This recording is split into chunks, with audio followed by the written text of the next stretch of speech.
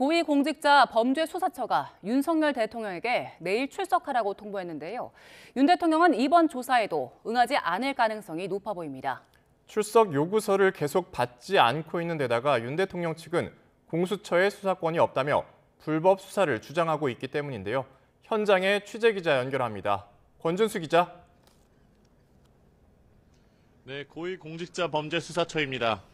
네, 원래 예정대로라면 내일 조사가 이뤄져야 하는데 출석 요구서는 아직도 전달되지 않았죠? 그렇습니다. 공수처는 내일 오전 10시 이곳 정부 과천청사에 있는 공수처 사무실에서 이제 윤 대통령을 불러 조사하려고 했는데요. 이틀 전 윤 대통령 관저에 보낸 출석 요구서가 우체국 시스템상 여전히 수치 거절로 확인된다고 밝혔습니다.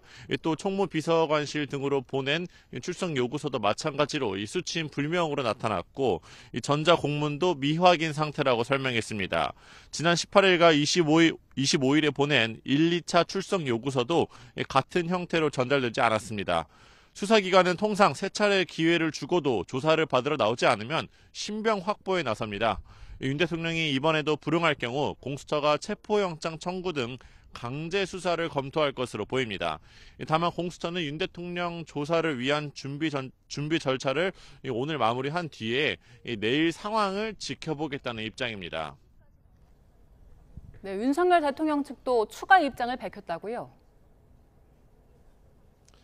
네, 윤석열 대통령의 법률 자문을 맡고 있는 윤갑근 변호사 등 윤 대통령 측은 공수처의 소환 통보에 출석에 불응하는 게 아니라며 추후 정리해서 입장을 밝히겠다 이렇게 말했습니다.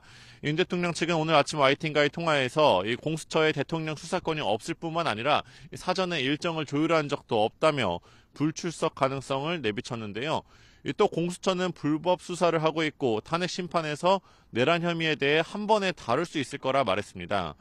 이런 가운데 검찰은 김용현 전 국방부 장관의 공소장에 윤석열 대통령을 공범으로 적시했고 이번 계엄이 내란죄의 구성 요건인 국헌문란 목적성과 폭동 등에서 인정된다고 적시했는데요.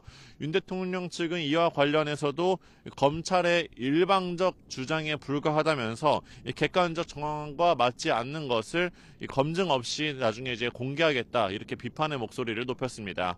지금까지 고위공직자 범죄수사처에서 YTN 권준수입니다.